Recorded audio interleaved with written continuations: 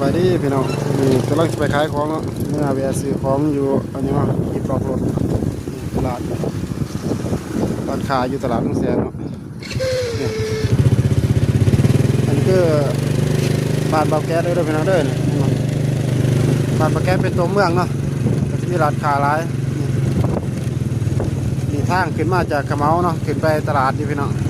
มีร้านค้าขายของเนาะร้านค้าของคนจีนเนี่ยของคนลาวเนี่ยเนาะร้านนี่เลยอันนี้เป็นสีแยกด้วยพี่น้องเด้อ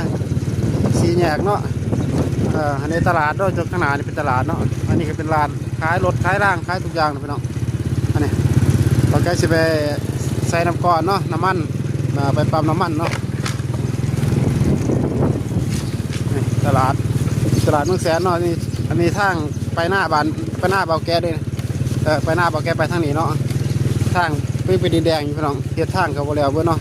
แถวข้างนอกอ้อมเขาเป็นข้อนกรีดไปแล้วเนาะเป็นข้อนกรีดแต่ว่าทางไปหน้านี่ยังเป็นทางดินแดงอยู่พี่น้องแต่ว่าตลาดเนี่ยเนาะว่าเศษปีนันปีนี้เบสจักเจอพี่น้องนี่คือตลาดขายคำเนาะตลาดเจ็ดตอดเนาะนี่เลยปั๊มน้ำมันเนาะพี่น้องเอามาเนี่ยเนาะบางแกจะมาซื้อนะใส่น้ำมันอยู่นี่ก็ใส่น้ำก้อนอยู่นี่เนาะพี่น้องเลยจอดดูกันน้ำก้อนเนี่ย10,000นี่เป็นปั๊มน้ำมันเนาะน้ำมันอยู่ลาวขายเครื่อง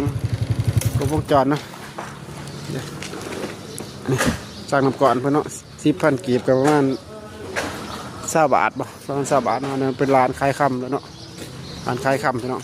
นี่เป็นตลาดเนาะรถแก๊สซีแลนด์เข้าตลาดนี่พี่น้องเดี๋ยวรถตัวแกแล้วคล้ายเครื่องนี่ก่อนพี่น้องเติมน้ำก่อนเนาะใส่น้ำก่อนอยู่ปั๊บมีหลายอย่างพัฒนาของขึ้นรถพี่น้องมาใส่น้ำก่อนก่อน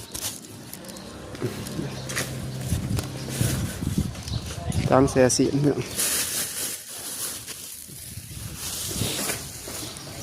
เต่าเสือเลยบ่ถ่ายคลิปไปสิถ่ายลง YouTube มันสองยังจะไปกดกำลังได้2เมื่อคืนลงวานนี่